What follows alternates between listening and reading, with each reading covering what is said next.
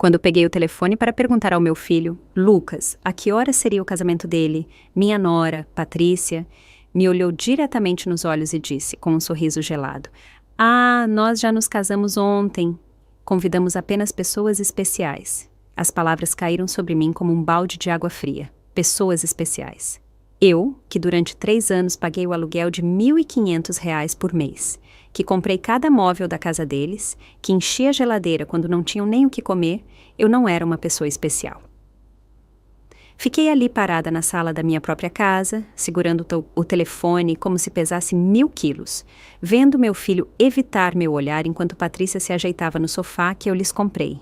O vestido rosa que eu havia escolhido para o casamento deles estava pendurado, inútil, no meu guarda-roupa, junto com os sapatos novos e a ilusão de fazer parte do dia mais importante da vida do meu único filho.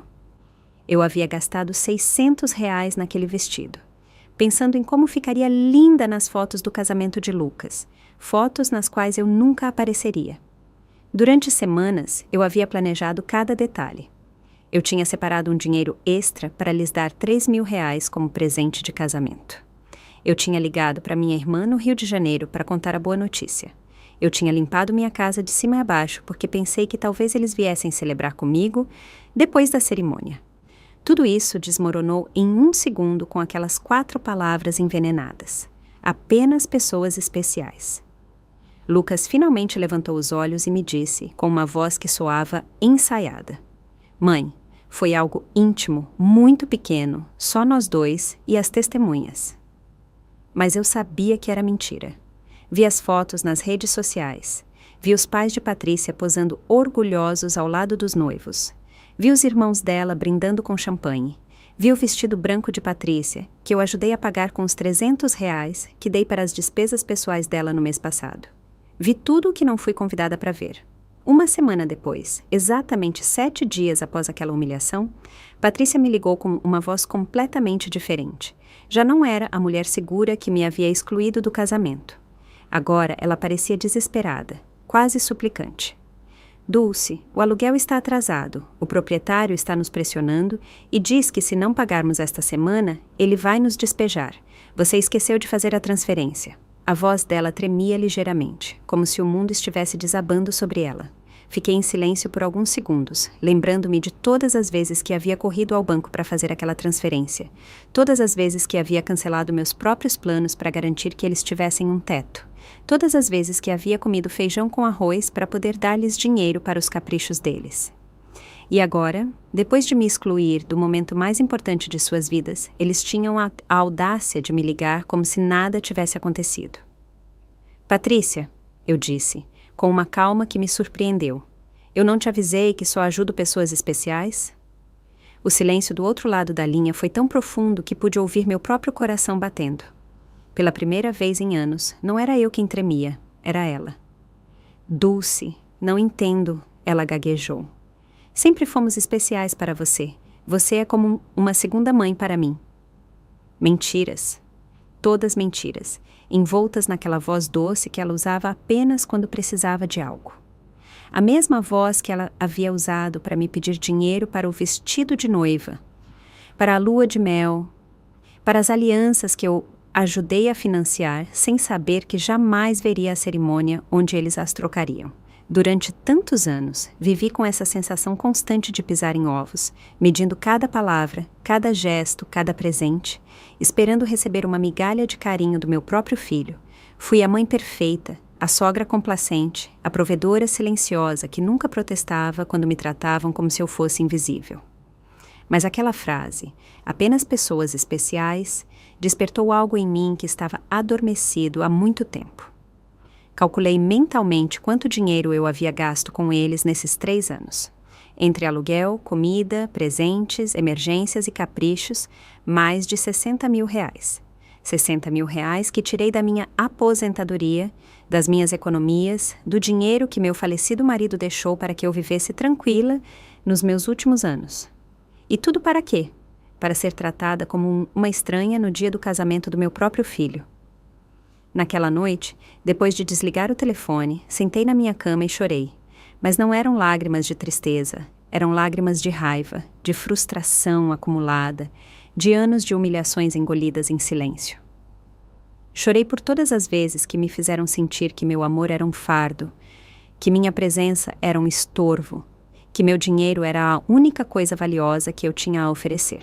Chorei pela mãe tola que eu havia sido, pela mulher que se perdeu na tentativa de ser indispensável para quem a considerava descartável. Quando acordei na manhã seguinte, algo havia mudado dentro de mim. Não era apenas a dor da traição, era algo mais profundo, mais frio. Levantei da cama e me olhei no espelho do banheiro. Os mesmos olhos cansados de sempre, as mesmas rugas que contam histórias de anos, entregando amor sem recebê-lo de volta. Mas havia algo diferente no meu olhar, uma dureza que eu não reconhecia, uma determinação que havia estado enterrada sob anos de complacência. Fui para a cozinha e preparei café, como todas as manhãs durante os últimos 40 anos. Mas desta vez não pensei em ligar para Lucas para perguntar como ele tinha amanhecido. Não revisei meu telefone, esperando alguma mensagem dele pedindo desculpas pela humilhação do dia anterior. Pela primeira vez em muito tempo, minha primeira preocupação do dia fui eu mesma.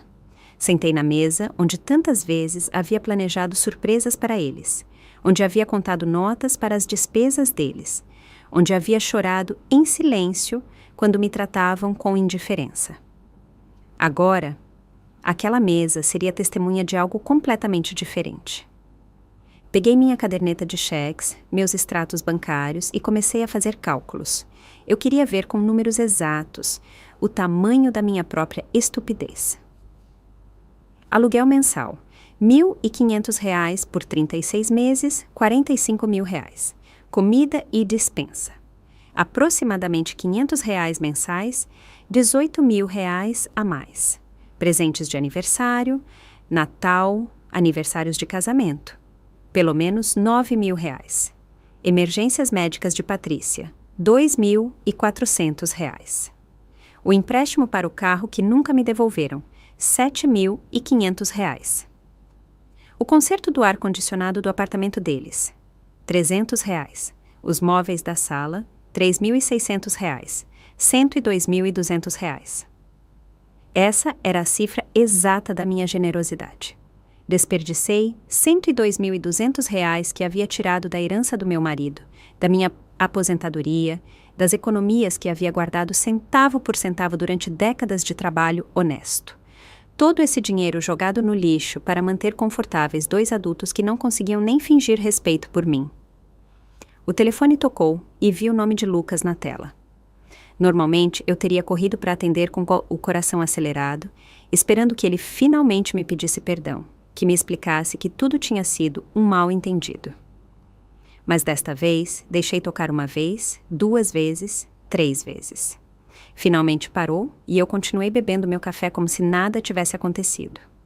10 minutos depois, tocou de novo. Desta vez, era Patrícia. Também a deixei tocar. Depois, chegou uma mensagem de texto de Lucas. Mãe, atende o telefone. Precisamos falar com você urgentemente. Apaguei a mensagem sem responder. Às 2 da tarde, decidi sair para caminhar. Fazia meses que eu não fazia isso sem um propósito específico. Sem uma tarefa relacionada a eles. Era sempre o banco para fazer transferências. O supermercado para comprar algo que eles precisavam, a farmácia para os medicamentos de Patrícia. Hoje, caminhei só porque quis. Passei pelo parque onde costumava levar Lucas quando ele era criança. Lembrei-me daquele menino doce que me abraçava forte e me dizia que eu era a melhor mãe do mundo. Em que momento ele se tornou esse homem que me tratava como se eu fosse um caixa eletrônico com sentimentos? Quando comecei a confundir amor com dinheiro? Quando comecei a acreditar que tinha que comprar o carinho do meu próprio filho? No banco, onde tantas vezes havia feito transferências automáticas, parei em frente à porta. O gerente, Sr. Carlos Abreu, me viu através do vidro e me cumprimentou com a mão. Eu o conhecia há anos. Ele havia processado cada uma das minhas transferências para Lucas e Patrícia. Havia visto minha conta esvaziar mês após mês para encher a deles. Entrei e fui direto para o escritório dele. Sr. Carlos, eu disse, preciso cancelar todas as transferências automáticas que tenho programadas. Ele me olhou surpreso. Durante 3 anos, Aquelas transferências haviam sido tão regulares quanto o nascer do sol. Você tem certeza, dona Dulce? Aconteceu alguma coisa? A preocupação dele era genuína, mais genuína do que qualquer interesse que Lucas havia demonstrado por mim nos últimos meses. Aconteceu que finalmente abri os olhos. Eu respondi. Quero cancelar tudo e também quero informações sobre como proteger minhas contas. Não quero que mais ninguém tenha acesso ao meu dinheiro. Enquanto Carlos processava os cancelamentos, meu telefone não parava de tocar. Lucas, Patrícia, Lucas, de novo. Era como se eles tivessem desenvolvido um radar para detectar quando a fonte de renda deles estava em perigo. Desliguei o telefone completamente. Dona Dulce, disse Carlos enquanto me entregava os papéis, desculpe-me por me intrometer, mas em todos esses anos eu a vi muito generosa com sua família. Espero que não estejam a pressionando para fazer essas mudanças. As palavras dele me tocaram profundamente. Este homem, que mal me conhecia além das transações bancárias, mostrava mais preocupação genuína com meu bem-estar do que meu próprio filho. Não estão me pressionando, Sr. Carlos. Pelo contrário, finalmente parei de me pressionar. Quando saí do banco, senti-me estranhamente leve, como se tivesse deixado um peso enorme naquele escritório. Pela primeira vez em anos, meu dinheiro era completamente meu. Não tinha compromissos financeiros com pessoas que me viam como um recurso em vez de um ser humano. Caminhei para casa pensando em todas as coisas que havia deixado de fazer para agradar Lucas e Patrícia, as viagens que não fiz para economizar dinheiro para eles, as amigas que deixei de ver porque estava sempre disponível para as emergências deles. Os hobbies que abandonei porque cada real que gastava em mim mesma era um real a menos para as necessidades deles. Ao chegar em casa, encontrei 3 carros estacionados em frente à minha porta. O de Lucas, o de Patrícia e um que eu não reconheci. Havia movimento dentro da minha casa através das janelas. Meu sangue gelou. Eles tinham chaves. Eu lhes havia dado chaves porque confiava neles, porque pensei que algum dia eles cuidariam de mim como eu havia cuidado deles. Respirei fundo antes de abrir a porta. Era a hora da primeira confrontação real da minha nova vida. Abri a porta da minha casa e me deparei com uma cena que jamais esquecerei. Lucas estava sentado no meu sofá com a cabeça entre as mãos. Patrícia andava de um lado para o outro como uma fera enjaulada. E havia um homem mais velho que eu não conhecia revisando papéis na minha mesa de jantar. Meus papéis, meus documentos pessoais. O que está acontecendo aqui? Perguntei com uma voz que soou mais forte do que eu esperava. Os 3 me olharam como se eu fosse a intrusa na minha própria casa. Patrícia foi a primeira a falar e sua voz tinha aquela urgência desesperada que eu já havia ouvido no telefone. Dulce, graças a Deus você chegou. Precisamos conversar. O Sr. Mendes é do escritório de advocacia onde consultamos sobre a sua situação. Minha situação. A pergunta saiu da minha boca com uma calma que me surpreendeu. Qual situação? Estou perfeitamente bem. Lucas finalmente levantou a cabeça e me olhou com aqueles olhos que uma vez foram de uma criança inocente e agora só refletiam pânico financeiro. Mãe, fomos ao banco e nos disseram que você cancelou todas as transferências. O Sr. Carlos nos explicou que você também bloqueou nosso acesso às suas contas. Não entendemos por que você fez isso.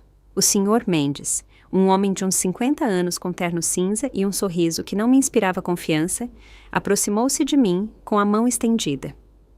Dona Dulce, sou Fernando Mendes, advogado especialista em direito de família. Seus filhos estão preocupados com o seu bem-estar mental e me pediram para avaliar a situação. Não lhe apertei a mão. Em vez disso, fui direto para a minha mesa de jantar e recolhi todos os meus documentos que ele havia revisado sem a minha permissão. Estes são meus papéis particulares. Você não tem o direito de revisá-los sem a minha autorização. Mãe, interveio Lucas com aquela voz condescendente que ele havia aperfeiçoado nos últimos anos. Estamos preocupados com você. Seu comportamento tem sido muito estranho ultimamente. Primeiro, você nos exclui financeiramente sem explicação. Depois, não atende nossas ligações. Pensamos que talvez você precise de ajuda profissional. Patrícia se aproximou e tentou segurar minha mão com aquela falsa ternura que ela reservava para quando precisava de algo. Dulce, querida, sabemos que você tem estado sob muito estresse. Talvez a solidão esteja te afetando mais do que você pensa. É normal na sua idade ter episódios de confusão. A palavra confusão ressoou na minha cabeça como um sino de alarme. Agora, eu entendia por que eles haviam trazido o advogado. Não era para me ajudar, era para me declarar mentalmente incapaz e tomar controle das minhas finanças. A mesma mulher que me havia dito que só convidavam pessoas especiais para o casamento deles, agora me tratava como se eu fosse uma idosa senil. Não estou confusa, eu disse, com uma firmeza que fez com que todos se calassem. Estou mais lúcida do que estive em anos, e vocês vão sair da minha casa agora mesmo. O Sr. Mendes interveio com aquela voz profissional que os advogados usam quando querem soar razoáveis. Dona Dulce, entendo que se sinta sobrecarregada, mas seus filhos têm o direito legal de intervir se considerarem que sua capacidade de tomar decisões financeiras está comprometida. Eles documentaram vários comportamentos preocupantes. Comportamentos preocupantes. A risada que saiu da minha garganta foi áspera, quase cruel. Como decidir que meu dinheiro é meu? Como escolher não financiar mais a vida de 2 adultos que me tratam como lixo? Patrícia pulou como se eu a tivesse esbofeteado. Nós nunca te tratamos mal. Você é parte da nossa família. Tudo o que você tem um dia será nosso de qualquer forma. Estamos apenas adiantando o processo. Aí estava a verdade nua e crua. Tudo o que eu tinha um dia seria deles. Na mente deles, eu já estava morta. E eles estavam apenas cobrando a herança adiantada. Não importava se eu tinha 70 anos pela frente ou 70 dias. Para eles, eu era apenas uma conta bancária com pernas que havia se tornado problemática. Fora! Eu disse apontando para a porta. Os 3, fora da minha casa. Lucas se levantou com aquela expressão de criança birrenta que ele tinha quando não conseguia o que queria. Mãe, não podemos ir embora assim. Temos responsabilidades. O aluguel, os pagamentos do carro, o cartão de crédito que você avaliou. Você não pode simplesmente nos cortar de um dia para o outro. Não posso? Minha voz subiu de tom pela primeira vez em toda aquela conversa. Quem disse que eu não posso? Durante 36 anos, eu paguei um aluguel que nem está no meu nome. Eu enchi uma geladeira em uma casa onde não sou bem-vinda. Eu financiei uma vida que claramente não inclui espaço para mim. O Sr. Mendes tirou uma pasta de sua maleta e a colocou sobre minha mesa. Dona Dulce, preparamos alguns documentos que poderiam facilitar essa transição. Uma procuração que permitiria a Lucas e Patrícia gerenciarem suas finanças de maneira mais eficiente. Seria temporário, apenas até que a senhora se sinta melhor. Peguei a pasta e a joguei diretamente no lixo sem sequer abri-la. A única transição que vai haver aqui é a de vocês para a porta de saída. Patrícia começou a chorar, mas não eram lágrimas de tristeza, eram lágrimas de frustração, de raiva contida. Você não pode fazer isso conosco, Dulce. Nós contávamos com você, fizemos planos baseados no seu apoio, compramos coisas, fizemos compromissos financeiros porque sabíamos que podíamos contar com você. Compromissos baseados no meu dinheiro, eu respondi. Não no meu bem-estar, não na minha felicidade, não na minha companhia, apenas no meu dinheiro. E agora que decidi que meu dinheiro tem um uso melhor na minha própria vida, de repente sou uma idosa confusa que precisa de supervisão legal? Lucas tentou se aproximar de mim, mas eu dei um passo para trás. Ele já não era o menino que costumava correr para os meus braços quando tinha pesadelos. Era um homem de 35 anos que via a mãe como um obstáculo entre ele e uma vida confortável financiada por outros. Mãe, cometemos erros, ele disse com uma voz que tentava soar arrependida. O casamento foi um mal-entendido. Patrícia estava nervosa. Eu estava pressionado. Podemos resolver isso se você apenas voltar a ser razoável. Razoável. A palavra sabia amarga na minha boca. Ser razoável significava continuar pagando a vida deles enquanto me tratavam como uma estranha. Significava fingir que não me doía ter sido excluída do dia mais importante da vida do meu único filho. O Sr. Mendes guardou seus papéis com a eficiência de alguém acostumado a ter propostas rejeitadas. Dona Dulce, isso não termina aqui. Sua família tem opções legais. Se a senhora realmente está tomando decisões irracionais devido a problemas de saúde mental, um juiz pode determinar que precisa de supervisão. Suas palavras foram como um golpe físico. Percebi que isso não era apenas uma visita de manipulação familiar. Era uma ameaça legal real. Eles queriam me declarar incompetente para gerenciar meus próprios assuntos. Sr. Mendes, eu disse, olhando-o diretamente nos olhos, sugiro que investigue bem antes de ameaçar uma mulher de 69 anos que gerenciou suas finanças impecavelmente durante 40 anos, que criou um filho sozinha depois de enviuvar, que manteve um lar, que trabalhou até se aposentar honrosamente e que até a semana passada mantinha financeiramente 2 adultos completamente capazes. Patrícia parou de chorar e me olhou com uma frieza que finalmente mostrou sua verdadeira face. Isso não vai ficar assim, Dulce. Nós também temos direitos e advogados. Perfeito, eu respondi. Contratem todos os advogados que quiserem com o dinheiro de vocês, é claro, porque o meu já não está disponível para financiar suas birras legais. Os 3 se dirigiram para a porta com a dignidade ferida de quem não está acostumado a ouvir um não. Antes de sair, Lucas se virou para mim uma última vez. Mãe, isso vai terminar muito mal para você. Você vai acabar sozinha, sem ninguém para cuidar de você quando realmente precisar. Lucas, eu disse, com uma tristeza profunda, mas também com uma clareza cristalina. Eu já estou sozinha. A diferença é que agora estou por escolha própria, não por negligência de vocês. Quando a porta se fechou atrás deles, fiquei parada na minha sala, rodeada do silêncio mais lindo que eu tinha ouvido em anos. Era o silêncio da liberdade. Naquela noite, não consegui dormir, mas não era por tristeza ou arrependimento, era pela adrenalina de ter recuperado o controle da minha própria vida. Fiquei acordada na cama, planejando meus próximos movimentos como um general preparando uma batalha. Se Lucas e Patrícia queriam brigar, eu lhes daria uma guerra, mas seria uma guerra que eu lutaria com inteligência, não com emoções. Às 6 da manhã, eu já estava vestida e pronta para sair. Minha primeira parada foi o escritório do advogado João Fonseca, um homem que eu tinha conhecido anos atrás, quando fiz o testamento do meu marido. Ao contrário do Sr. Mendes, que Lucas e Patrícia haviam trazido, João tinha uma reputação impecável e era especialista em proteger os direitos dos idosos. Dona Dulce, ele me disse quando expliquei a situação. O que seus filhos tentaram ontem é mais comum do que a senhora pensa. Chama-se abuso financeiro contra idosos e é um crime federal. O fato de terem entrado na sua casa sem permissão e revistado seus documentos particulares também constitui uma violação. Suas palavras me tranquilizaram e me alarmaram ao mesmo tempo. Tranquilizaram porque confirmaram que eu não estava louca, que o que havia acontecido era realmente abusivo. Me alarmaram porque percebi que a situação era mais séria do que eu havia pensado. Precisamos documentar tudo, continuou João. Cada transferência, cada presente, cada vez que a pressionaram por dinheiro. Também vamos mudar seu testamento para proteger seus bens de qualquer tentativa de manipulação futura. Passamos 3 horas revisando meus registros financeiros. João assobiou quando viu o valor total, R$ 102.200 em 3 anos. Dona Dulce, com esse dinheiro, a senhora poderia ter vivido confortavelmente, ter viajado, ter desfrutado sua aposentadoria. Em vez disso, financiou completamente a vida de 2 adultos que nem a respeitavam o suficiente para convidá-la para o casamento deles. Quando saí do escritório de João, eu tinha um plano completo. Primeiro, trocaria todas as fechaduras da minha casa. Segundo, instalaria um sistema de segurança com câmeras para me proteger de futuras visitas surpresa.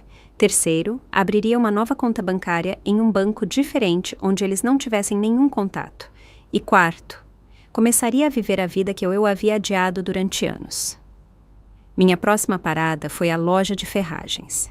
O dono, Sr. Paulo, me conhecia há anos porque eu sempre ia comprar coisas para consertar o apartamento de Lucas e Patrícia. Desta vez era diferente. Dona Dulce, o que a traz por aqui hoje? Outra emergência na casa do seu filho? Ele perguntou com aquela familiaridade de quem havia sido testemunha silenciosa da minha generosidade desperdiçada. Não, Sr. Paulo, desta vez é para minha própria casa. Preciso trocar todas as fechaduras e quero que sejam da melhor qualidade que você tiver. Ele me olhou surpreso, mas não fez perguntas. Enquanto eu selecionava as fechaduras, chegou o filho dele, Gabriel, que trabalhava instalando sistemas de segurança. Era a providência em ação. Gabriel, eu disse, também preciso instalar câmeras de segurança. Todo o sistema completo, preço não é problema. Enquanto eles preparavam tudo para a instalação do dia seguinte, recebi uma ligação de um número desconhecido. Era Patrícia, ligando do telefone de outra pessoa, porque eu havia bloqueado o número dela depois da confrontação de ontem. Dulce, sou Patrícia. Por favor, não desligue. Precisamos conversar como adultos civilizados. Fale, eu disse secamente. Olha, entendo que você esteja chateada por causa do casamento. Foi um erro. Lucas e eu conversamos e queremos te compensar. O que você acha de organizarmos um jantar especial para celebrar nosso casamento com você? Podemos fazer na sua casa, cozinhar juntas como antes. A manipulação em suas palavras era tão óbvia que quase me deu vontade de rir. Patrícia, quanto vocês devem de aluguel exatamente? O silêncio do outro lado confirmou que eu o havia acertado em cheio. Bem, são 2 meses... R$3.000 no total, mas não é só por isso que estou ligando, Dulce. Realmente sentimos sua falta em nossas vidas. Sentem minha falta ou sentem falta do meu dinheiro? Perguntei diretamente. As duas coisas, ela respondeu com uma honestidade que me surpreendeu. Dulce, não vou mentir. Sim, precisamos da sua ajuda financeira, mas também te amamos. Você é importante para nós. Se sou tão importante, eu disse. Por que não fui importante o suficiente para estar no casamento de vocês? Por que não sou importante o suficiente para receber uma ligação que não seja pedindo dinheiro? Quando foi a última vez que me ligaram só para saber como eu estava? Outro silêncio. Ambas sabíamos a resposta. Nunca.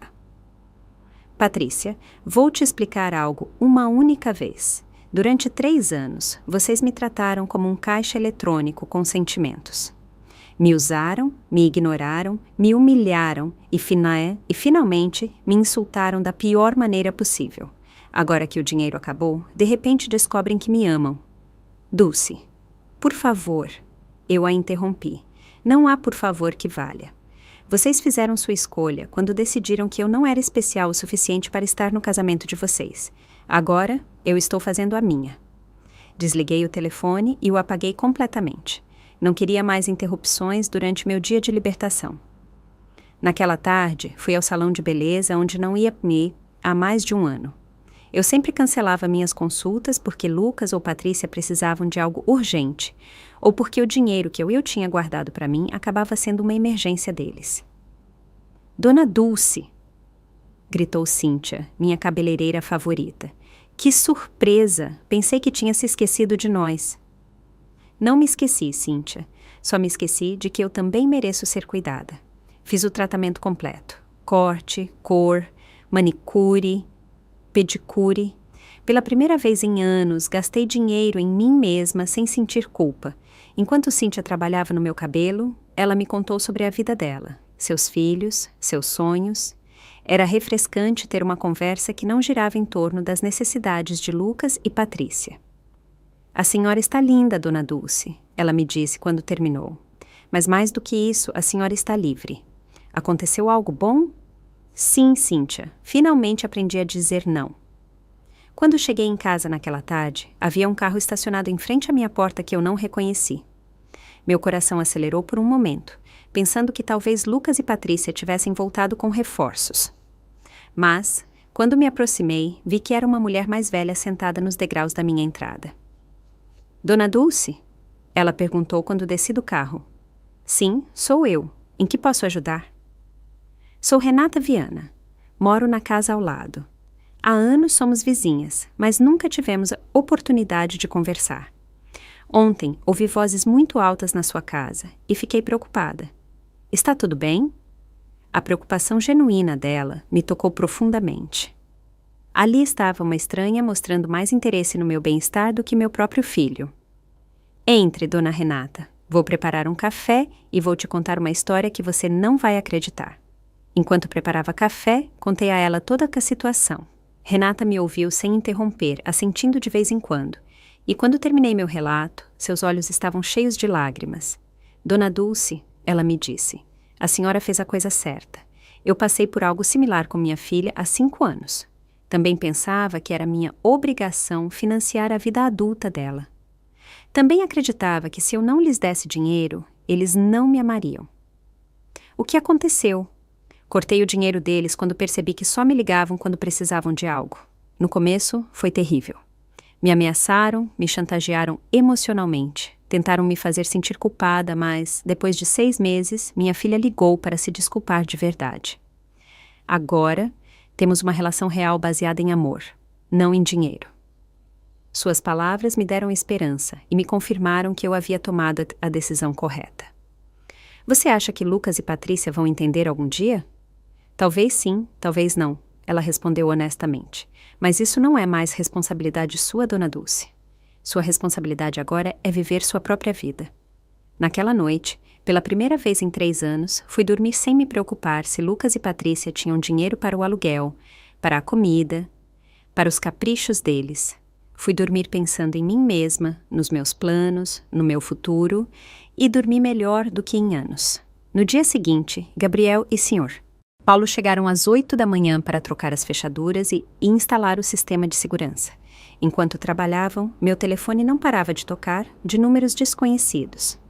Patrícia continuava tentando me contatar de diferentes telefones, mas eu havia desenvolvido uma nova habilidade: ignorar completamente as ligações que não me convinham. Dona Dulce, disse Gabriel enquanto instalava as câmeras, este sistema vai lhe dar total tranquilidade. A senhora pode ver quem chega à sua casa pelo telefone, mesmo quando não estiver aqui.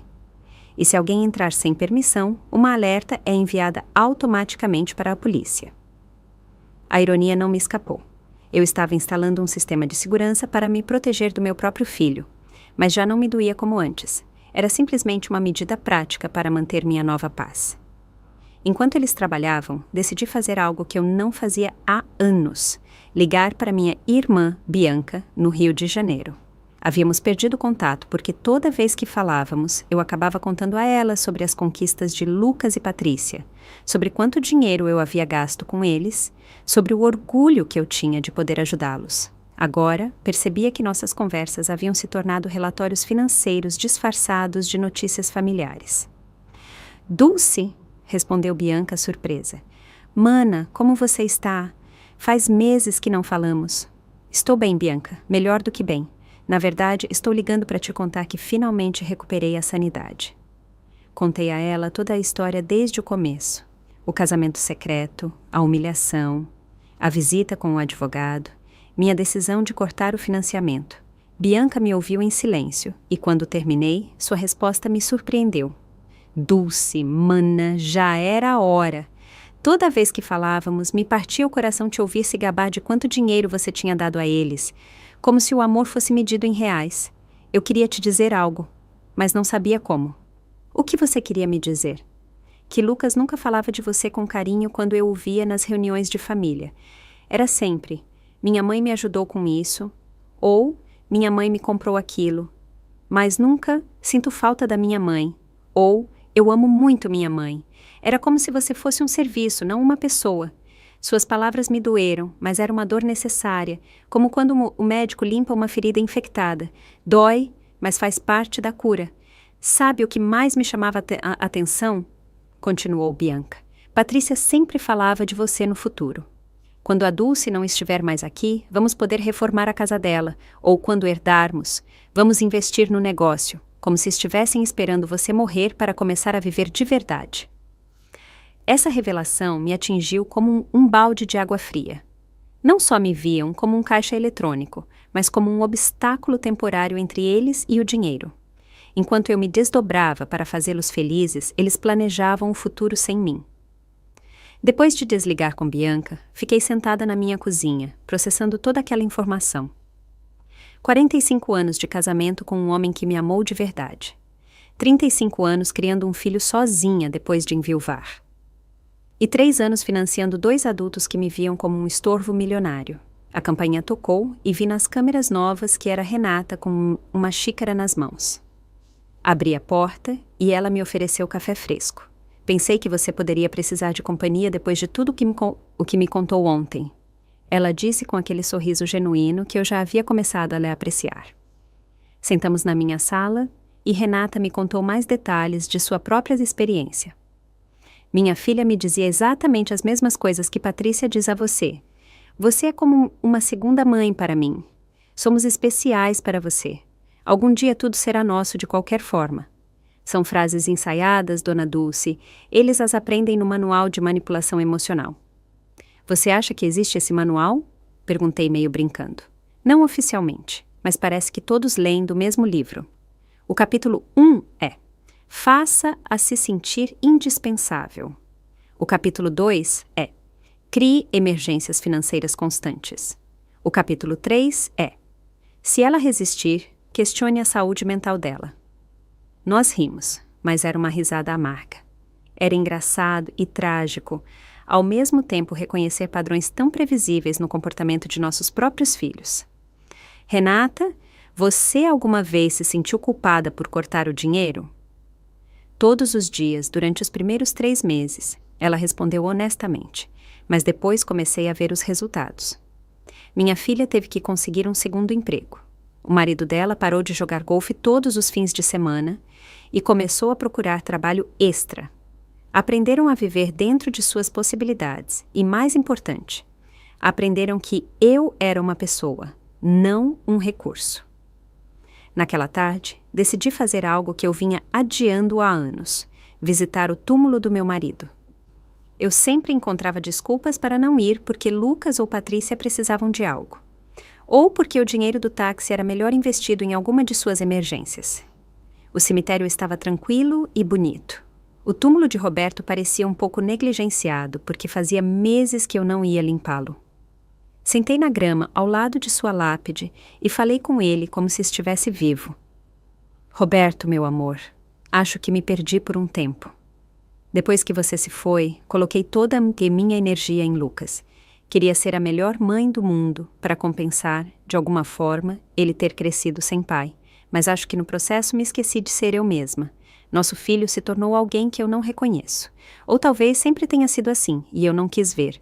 A esposa dele... Bem, você já sabe como é. O dinheiro que você deixou para eu viver tranquila, eu gastei para mantê-los. Mas não mais, amor. Já aprendi. Limpei seu túmulo, troquei as flores murchas por novas e fiquei ali por mais 1 hora, apenas desfrutando da paz. Pela primeira vez em anos, eu não tinha pressa de ir para casa para resolver alguma crise de Lucas e Patrícia. Quando voltei para casa, havia 3 carros estacionados em frente à minha porta novamente. Meu coração acelerou, mas desta vez eu estava preparada. As câmeras me mostraram que eram Lucas, Patrícia e 2 pessoas mais que eu não reconheci. Todos pareciam agitados, falando entre si e apontando para minha casa. Não saí do carro. Em vez disso, liguei para João, meu advogado. João, eles estão na minha casa de novo. Desta vez trouxeram mais gente. O que devo fazer? Não saia do carro, Dona Dulce. Estou indo para lá imediatamente e vou chamar a polícia. Depois da nossa conversa de ontem, solicitei uma ordem de restrição temporária. Eles não podem estar na sua propriedade. 15 minutos depois, João e 2 viaturas da polícia chegaram. Vi como os policiais falavam com Lucas e Patrícia, como meu filho gesticulava furiosamente, como Patrícia chorava de novo, mas desta vez suas lágrimas não me afetaram. Um dos policiais se aproximou do meu carro. Senhora, pode sair tranquila. Suas visitas vão se retirar agora mesmo. Quando desci do carro, Lucas gritou da rua. Mãe, isso é ridículo. Somos sua família. Você não pode chamar a polícia contra seu próprio filho. Lucas, eu respondi com uma calma que me surpreendeu. Família não ameaça com processos de incapacidade mental. Família não entra em casas alheias sem permissão. Família não trata suas mães como caixas eletrônicos. Patrícia gritou do outro lado da rua. Você vai nos pagar tudo o que nos deve. Temos contas que você avaliou. Você não pode nos abandonar assim. João interveio. Dona Patrícia, qualquer comunicação futura deve ser através do meu escritório, e eu sugiro que consulte um advogado antes de fazer ameaças de cobrança, porque minha cliente tem documentação completa de todos os pagamentos que fez voluntariamente durante 3 anos. Eu os vi se afastarem em seus carros, derrotados, mas não rendidos.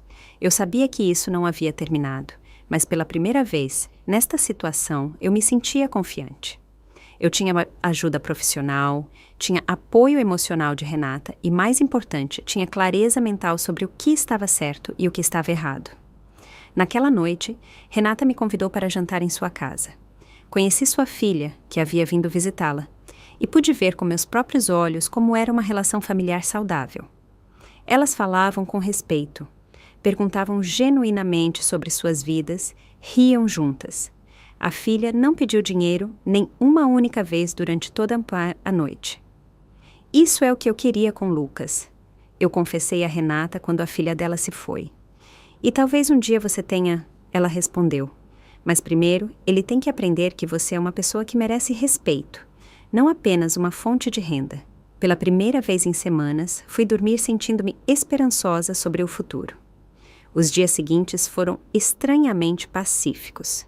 As câmeras de segurança me mostravam que Lucas e Patrícia passavam em frente à minha casa várias vezes ao dia. Às vezes devagar, às vezes estacionando por alguns minutos, mas sem descer. Era como se estivessem estudando minha rotina, buscando o momento perfeito para o próximo movimento.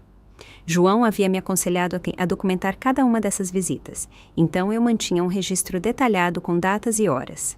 A persistência deles vai trabalhar a nosso favor, ele havia me dito. Cada vez que eles aparecem depois que dissemos para não se aproximarem, isso fortalece nosso caso para ordem de restrição permanente. Na sexta-feira de manhã, eu estava tomando café da manhã tranquilamente quando a campainha tocou. As câmeras me mostraram uma mulher jovem, muito bem vestida, com uma pasta nas mãos e um sorriso profissional. Eu não a reconhecia, mas algo em sua postura me dizia que não era uma visita social. Bom dia, Dona Dulce, ela me disse quando abri a porta. Sou investigadora social do Departamento de Serviços para Idosos. Recebemos uma denúncia de que a senhora poderia estar em situação de risco e precisamos fazer uma avaliação de bem-estar. Meu sangue gelou.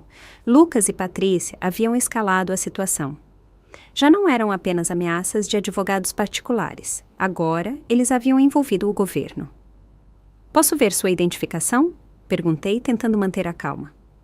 Claro! Ela me mostrou uma credencial oficial que parecia legítima. Sou a assistente social Clara Rocha. Posso entrar para falar com a senhora? Deixei-a entrar porque sabia que me negar teria sido pior para o meu caso. Clara sentou na minha sala e tirou um formulário da pasta dela. Dona Dulce, recebemos relatórios de que a senhora teve mudanças significativas em seu comportamento financeiro, que cortou a comunicação com sua família e que mostrou sinais de paranoia, instalando sistemas de segurança desnecessários. Também nos informaram que a senhora rejeitou ajuda médica e legal de seus entes queridos. Cada palavra havia sido cuidadosamente escolhida para me fazer soar como uma idosa desequilibrada. Reconheci a mão de Patrícia na redação. Ela sempre havia sido hábil manipulando as palavras para conseguir o que queria. Senhorita Clara, eu disse com toda a dignidade que pude reunir, gostaria de ligar para meu advogado antes de responder qualquer pergunta. Senhora, isso não é um interrogatório legal, é uma avaliação de bem-estar. Se a senhora não tem nada a esconder, não deveria haver problema em conversar comigo. A frase, se não tem nada a esconder, me deixou com raiva. Era a mesma lógica que os abusadores usavam para justificar suas invasões. Se você é inocente, não deveria reclamar que violem sua privacidade. Senhorita, vou ligar para meu advogado. Você pode esperar aqui ou pode voltar outro dia, mas não vou responder perguntas sem representação legal presente. Liguei para João e ele chegou em 20 minutos. Quando ele entrou e viu a assistente social, sua expressão endureceu. Senhorita Rocha, ele disse depois de revisar a identificação dela. Espero que tenha uma ordem judicial para estar aqui, porque minha cliente está sob minha representação legal e qualquer avaliação não autorizada constitui assédio. Senhor, respondeu Clara com menos confiança do que antes. Temos relatórios de família preocupada com o bem-estar da senhora. É nosso dever investigar. Que família? Perguntou João secamente. A mesma família que tentou fazê-la assinar uma procuração sem representação. A mesma família que entrou na casa dela sem permissão e revisou seus documentos particulares. A mesma família que a excluiu de eventos importantes enquanto vivia do dinheiro dela. João tirou uma pasta de sua maleta e a colocou sobre a mesa. Aqui tenho documentação completa de abuso financeiro e emocional contra minha cliente. R$ 102.200 extraídos de suas contas em 3 anos. Exclusão social sistemática e chantagem emocional. Se alguém precisa ser investigado aqui, não é minha cliente. Clara revisou os documentos com crescente desconforto. Era óbvio que a informação que haviam lhe dado não coincidia com a realidade que tinha na frente dela. Dona Dulce, ela me disse finalmente, pode me explicar por que decidiu cortar o apoio financeiro a seu filho de maneira tão abrupta? Porque finalmente entendi que estavam me usando. Eu respondi simplesmente. Porque percebi que para eles eu não era uma mãe, era uma conta bancária. Porque me cansei de financiar a vida de pessoas que me viam como um estorvo. Mas a senhora não considera que é sua responsabilidade ajudar sua família? A pergunta me indignou. Senhorita Clara, minha responsabilidade como mãe era criar meu filho até os 18 anos, educá-lo e dar-lhe ferramentas para ser um adulto independente. Meu filho tem 35 anos, é casado e é completamente capaz de se sustentar. Financiar a vida adulta dele não é minha responsabilidade, é minha escolha, e eu escolhi parar de fazê-lo. João interveio. Senhorita Rocha, a senhora consideraria que um adulto de 35 anos que não consegue pagar seu próprio aluguel sem a ajuda de sua mãe de 69 anos é uma situação normal? Clara não respondeu imediatamente. Eu podia ver que ela estava reconsiderando toda a situação. Dona Dulce, ela me perguntou depois de um momento, a senhora gerencia suas próprias finanças? Completamente. Posso mostrar meus extratos bancários, meus investimentos, meus pagamentos de impostos. Tudo está em dia e em ordem.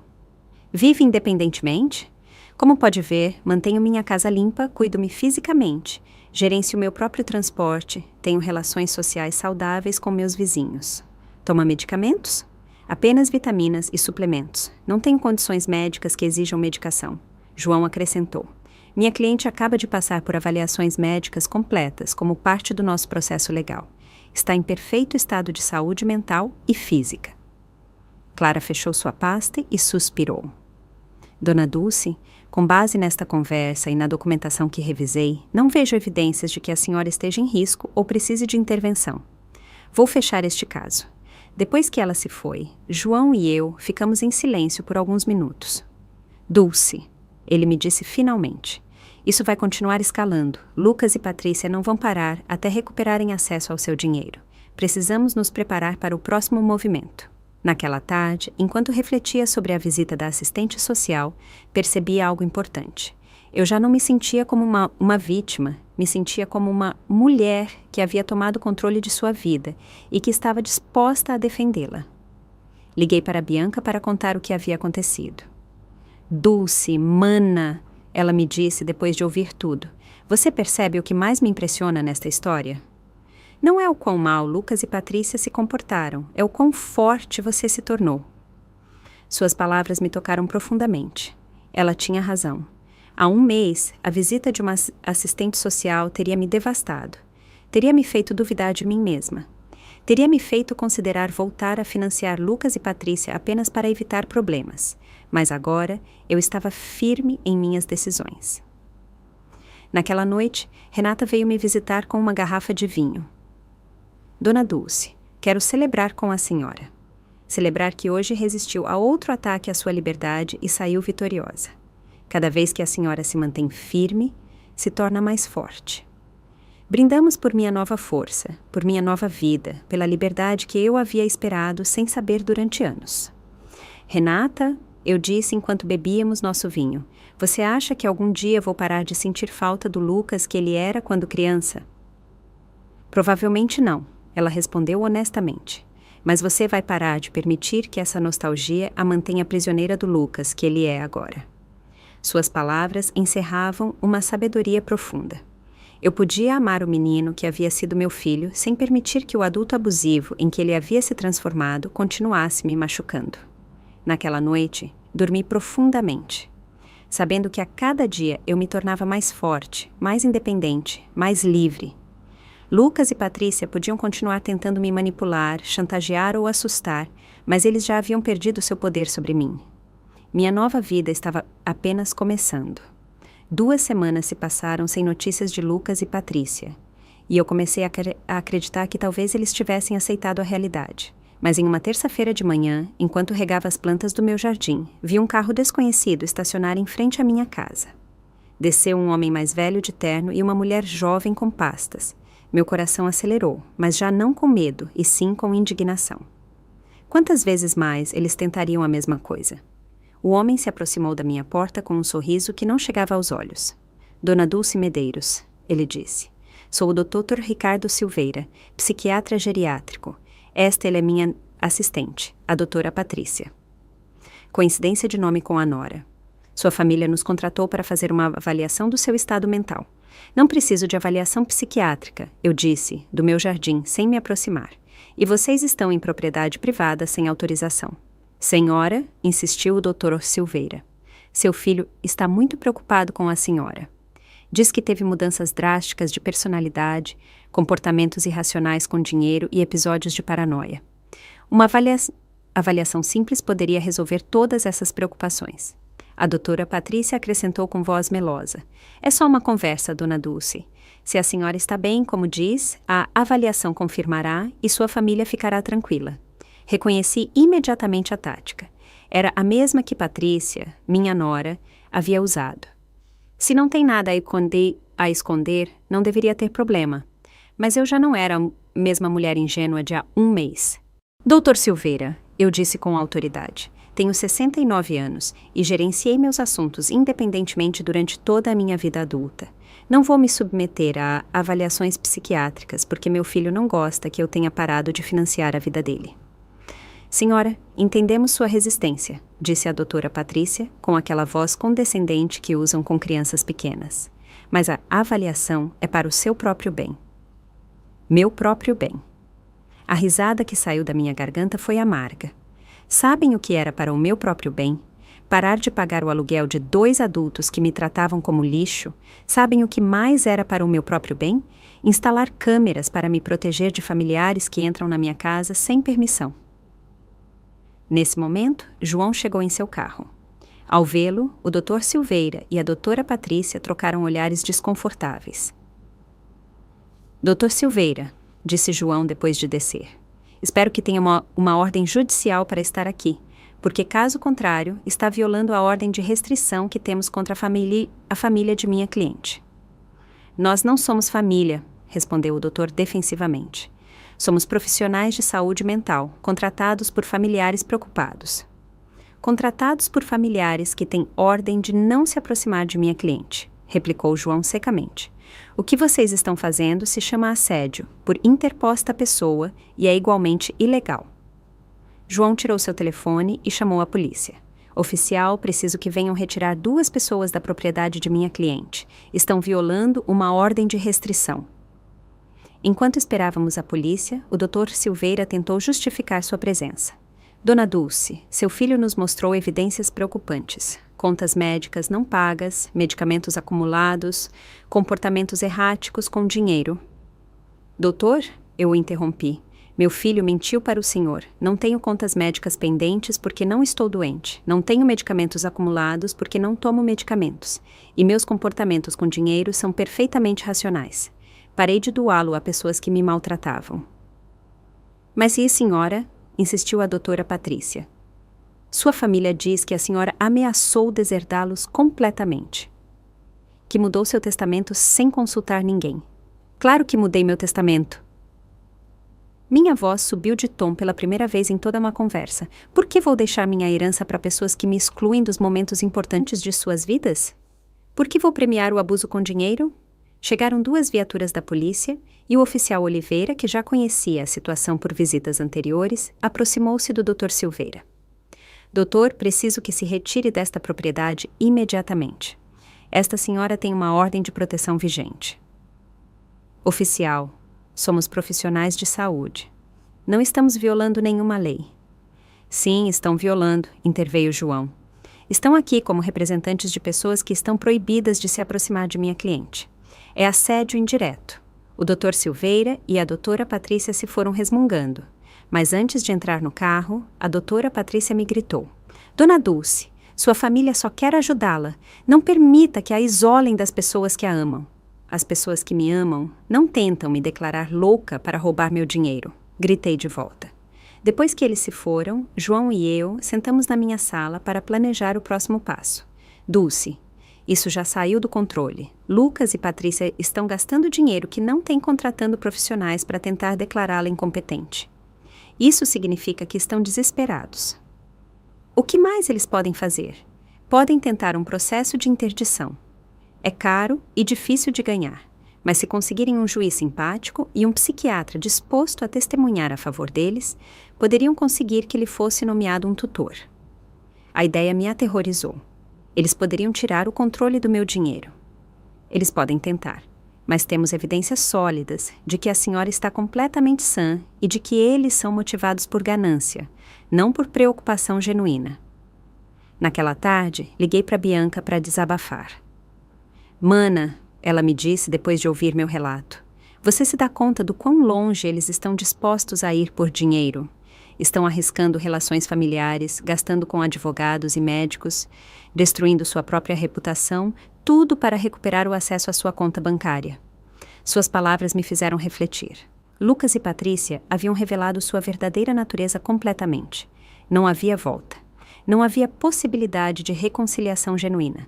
Para eles, eu nunca havia sido uma mãe ou uma sogra respeitada.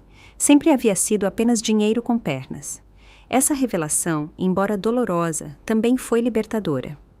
Eu já não tinha que me perguntar se estava tomando a decisão correta. Eu já não tinha que sentir culpa por me proteger. Eles mesmos haviam demonstrado que meu bem-estar emocional e físico lhes importava menos que meu dinheiro. À noite, Renata veio me visitar com uma surpresa. Ela havia convidado seu grupo de amigas do clube de jardinagem para me conhecer. Dulce, ela me apresentou. Estas são minhas amigas Cíntia, que você já conhece do salão, Maria, Carmen e Esther. Todas nós passamos por situações semelhantes com familiares abusivos. Passamos a noite compartilhando histórias. Maria havia tido que impor limites a um irmão que constantemente lhe pedia dinheiro emprestado. Carmen havia cortado relações com uma filha que só a visitava quando precisava de dinheiro. Esther havia tido que mudar seu testamento depois de descobrir que seus netos haviam como seu plano de aposentadoria.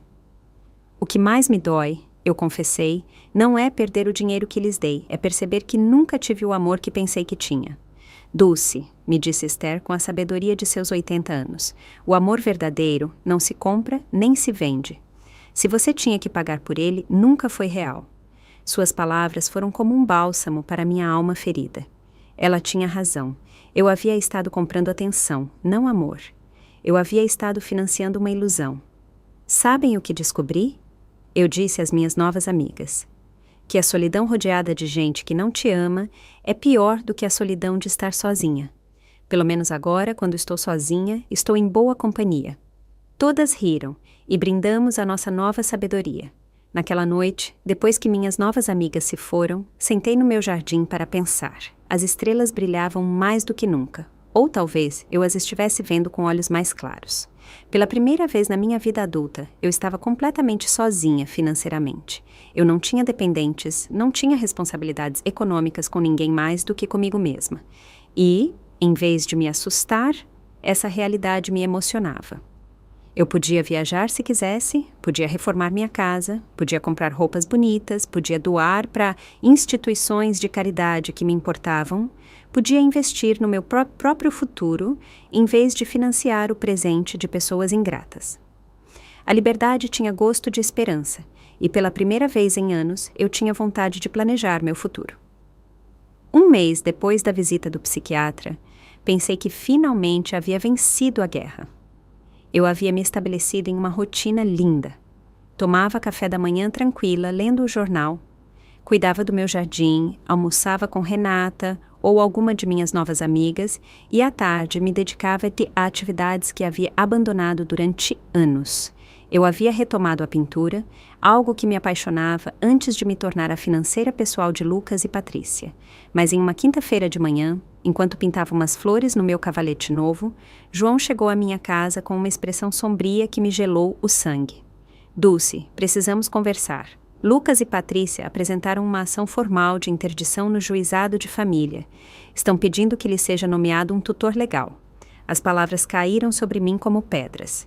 Eu sabia que era uma possibilidade, mas ouvi-las em voz alta as tornava terrivelmente reais. Isso significa que podem tirar o controle do meu dinheiro? Se um juiz determinar que a senhora não tem capacidade para gerenciar seus assuntos, Sim, poderiam nomear Lucas como seu tutor legal, o que lhe daria controle total sobre suas finanças. Sentei pesadamente no meu sofá, sentindo o peso da traição mais profunda que eu havia experimentado na minha vida. Meu próprio filho estava tentando me declarar legalmente incompetente para roubar meu dinheiro. João, que evidências eles podem ter? Você mesmo viu que estou perfeitamente sã. Eles têm declarações de 3 testemunhas que dizem tê-la visto se comportando de maneira errática.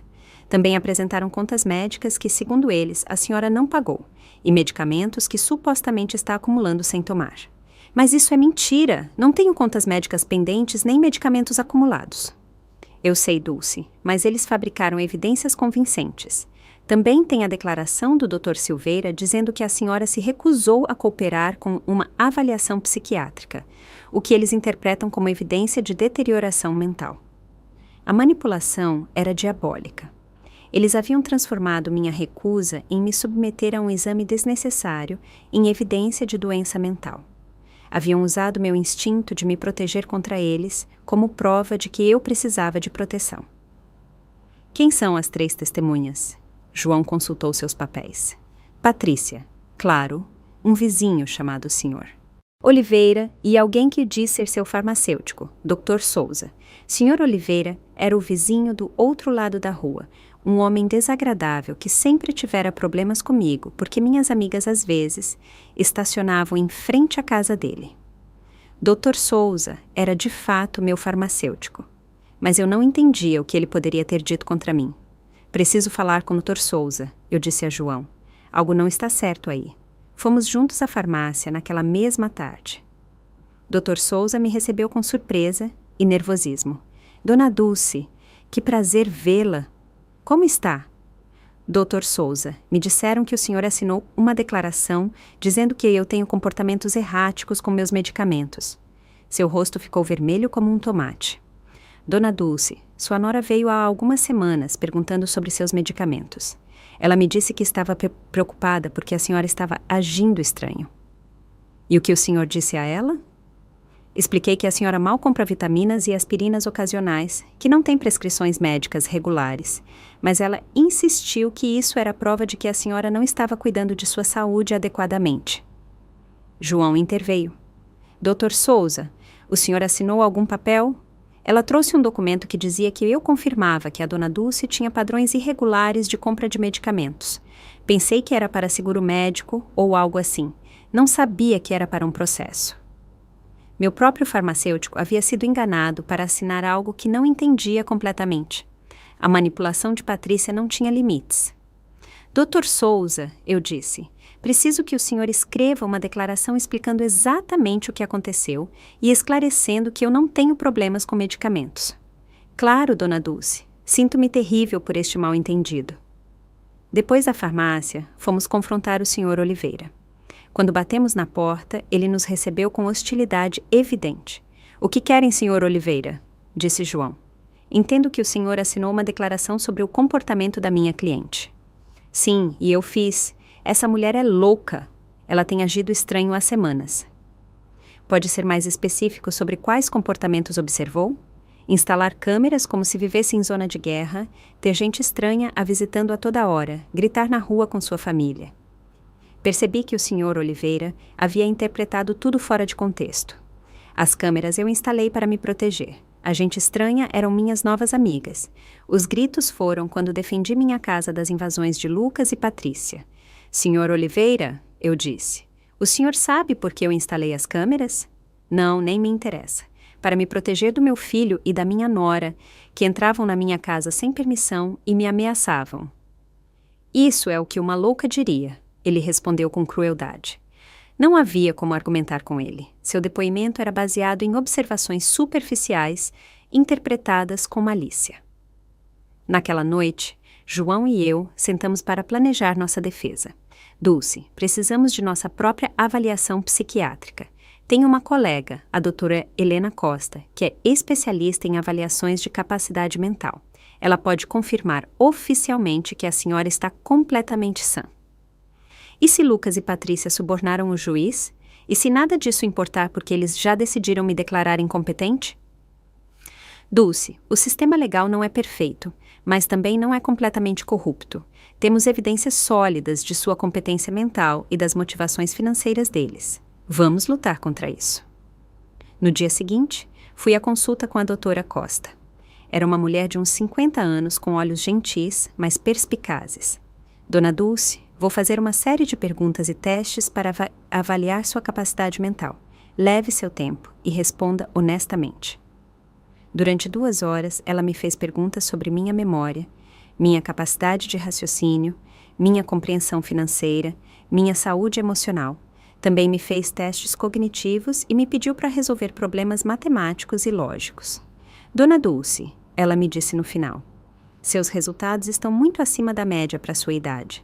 Não só a senhora está mentalmente competente, como sua função cognitiva é excelente. Doutora, por que a senhora acha que minha família está fazendo isso? Com base no que me contou e nos documentos que revisei, isso parece ser um caso clássico de abuso financeiro contra idosos.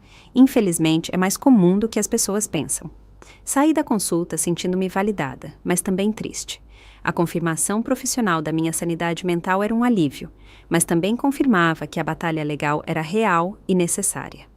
Naquela tarde, Renata organizou uma reunião de emergência com todas as nossas amigas do grupo de jardinagem. Quando lhes contei sobre a ação de interdição, todas se indignaram. Dulce, me disse Maria, nós vamos testemunhar a seu favor. Estivemos com você durante semanas, e qualquer um pode ver que você está perfeitamente bem.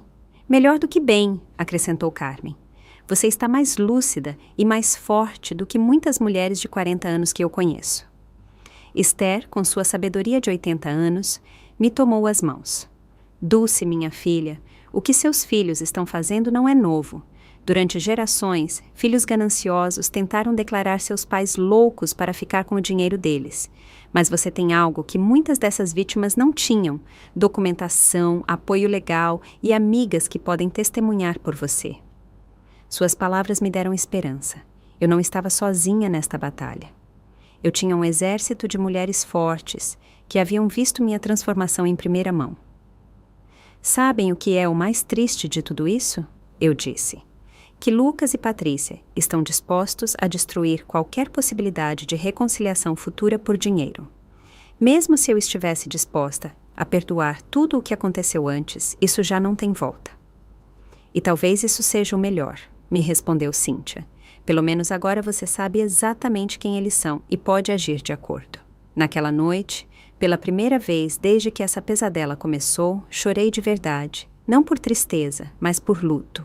Eu estava me despedindo definitivamente do filho que pensei que tinha, do sonho de uma família amorosa, da ilusão de que o amor incondicional era correspondido, mas algo novo também estava nascendo em mim. Uma determinação férrea de não permitir que me roubassem não só meu dinheiro, mas minha dignidade e minha liberdade. A guerra havia começado oficialmente, mas eu estava pronta para lutar. O dia do julgamento chegou 3 semanas depois. Levantei cedo, vesti meu melhor terno preto e me olhei no espelho com uma determinação que nunca havia sentido. Hoje não seria julgada apenas minha capacidade mental. Seria julgada minha dignidade como ser humano, meu direito de viver livre de abuso, meu valor além da minha conta bancária. João chegou às 7 da manhã para repassar nossa estratégia uma última vez. Dulce, lembre-se que o ônus da prova está sobre eles. Eles têm que demonstrar que a senhora é incompetente. Nós só temos que mostrar que não é. E se o juiz já estiver predisposto contra mim? O juiz Castro tem reputação de ser justo. Investiguei seus casos anteriores e ele não favorece automaticamente as famílias. Ele se importa em proteger os direitos dos idosos. Chegamos ao tribunal às 9. No corredor, vi Lucas com um terno novo que ele provavelmente havia comprado para a ocasião e Patrícia vestida de preto como se estivesse em um funeral. Talvez estivesse, o funeral de nossa relação familiar. Quando nossos olhares se cruzaram, Lucas evitou meus olhos, mas Patrícia manteve o olhar com uma frieza que me confirmou que para ela isso era simplesmente um negócio. O advogado deles era um homem mais velho, elegante, com o tipo de confiança que vem de ganhar casos semelhantes anteriormente. Quando ele começou sua alegação inicial, sua estratégia foi clara: me pintar como uma idosa confusa que havia sido manipulada por estranhos para me afastar da minha família amorosa. Meritíssimo, ele disse com voz solene.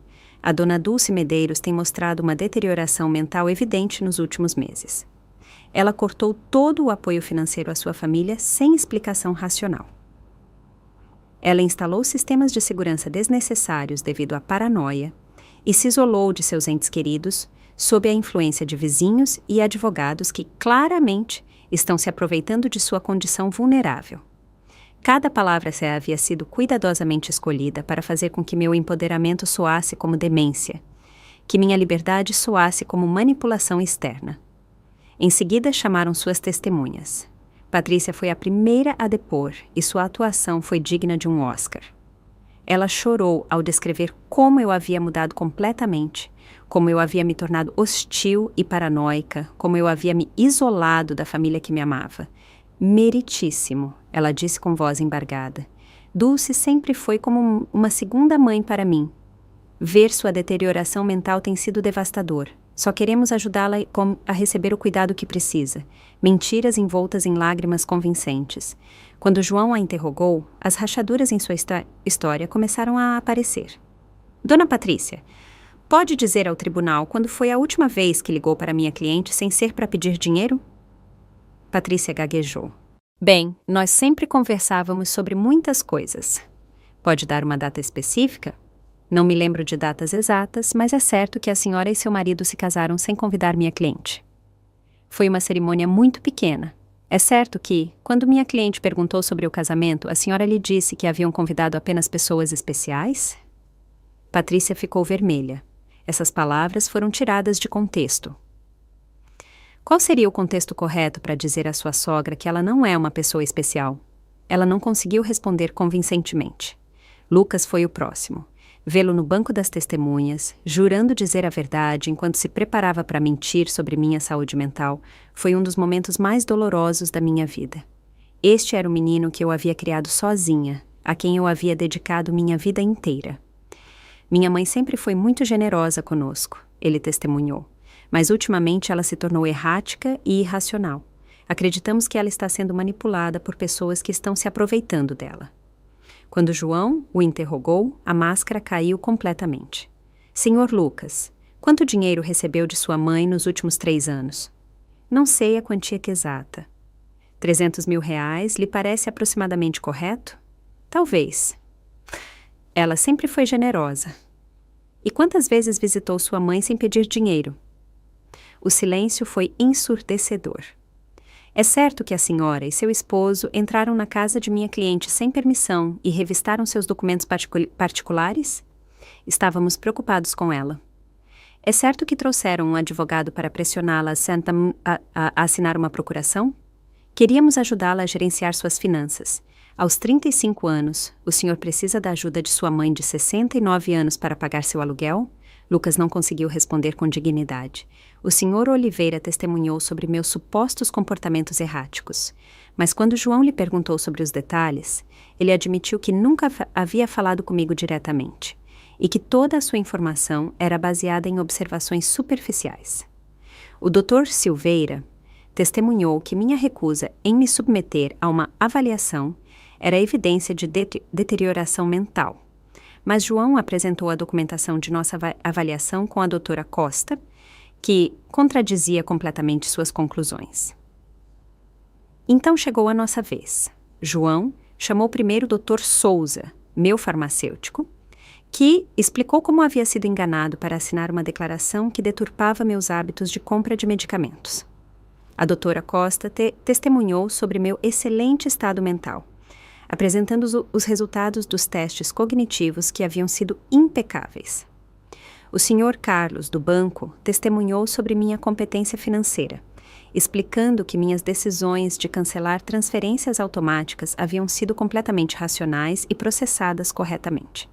Renata e minhas amigas do grupo de jardinagem testemunharam sobre minha lucidez, minha nova vitalidade e minha capacidade de manter relações sociais saudáveis.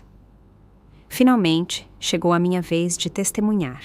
Levantei-me com dignidade e caminhei até o banco das testemunhas, sentindo o peso de 69 anos de experiência, de sabedoria conquistada através da dor, de força descoberta na adversidade. João me guiou através do meu depoimento, permitindo-me contar minha história completa. Os R$ 102.200 gastos em 3 anos, a humilhação de ser excluída do casamento, a manipulação emocional constante, a invasão da minha privacidade, as ameaças legais. Dona Dulce, perguntou João finalmente, por que decidiu cortar o apoio financeiro a seu filho e sua nora? Porque finalmente entendi que não era amor o que recebia deles. Respondi com voz clara e forte. Era uma transação comercial disfarçada de relação familiar. Meu dinheiro era bem-vindo, mas eu como pessoa não era. A senhora se arrepende de sua decisão? Só me arrependo de ter demorado tanto para tomá-la. O advogado de Lucas tentou me fazer parecer confusa durante seu interrogatório, mas cada uma de suas perguntas eu respondi com clareza e precisão. Quando ele tentou sugerir que minhas novas amizades haviam me manipulado, expliquei que pela primeira vez em anos eu tinha relações baseadas em respeito mútuo, não em interesse financeiro. Em suas alegações finais, o advogado de Lucas continuou insistindo que eu era uma vítima de manipulação externa. João foi demolidor em sua resposta. Meritíssimo, o que vimos aqui não é o caso de uma idosa incompetente, e sim o de uma mulher que finalmente encontrou a força para se libertar de anos de abuso financeiro e emocional. Os demandantes não apresentaram evidências médicas reais de incompetência mental. O que apresentaram é frustração, porque sua fonte de renda decidiu exercer seu direito legal e moral de proteger seus próprios recursos. O juiz Castro retirou-se para deliberar por 2 horas que pareceram 2 anos. Quando ele retornou, sua expressão era séria, mas clara. Depois de revisar todas as evidências apresentadas, ele começou. É evidente para este tribunal que a dona Dulce Medeiros está em pleno uso de suas faculdades mentais. As avaliações psiquiátricas profissionais confirmam sua competência cognitiva. Suas decisões financeiras, embora possam ser dolorosas para sua família, são completamente racionais e estão dentro de seus direitos. Meu coração começou a bater mais rápido. Mais ainda, continuou o juiz, a evidência sugere que esta ação está motivada por interesse financeiro, mais do que por preocupação genuína com o bem-estar da dona Medeiros. O tribunal nega completamente o pedido de interdição. Eu havia ganhado. Havia ganhado não apenas a batalha legal, mas minha liberdade, minha dignidade, meu direito de viver sem ser abusada por aqueles que deveriam me amar. Quando saímos do tribunal, vi Lucas e Patrícia falando furiosamente com seu advogado. Patrícia me lançou um olhar de ódio puro antes de se afastar. Lucas me olhou mais uma vez e, por um segundo, vi algo que poderia ter sido arrependimento. Mas já era tarde demais. Naquela noite, Renata organizou uma celebração em minha casa com todas as nossas amigas. Brindamos pela justiça, pela liberdade, pela irmandade de mulheres fortes que se apoiam mutuamente.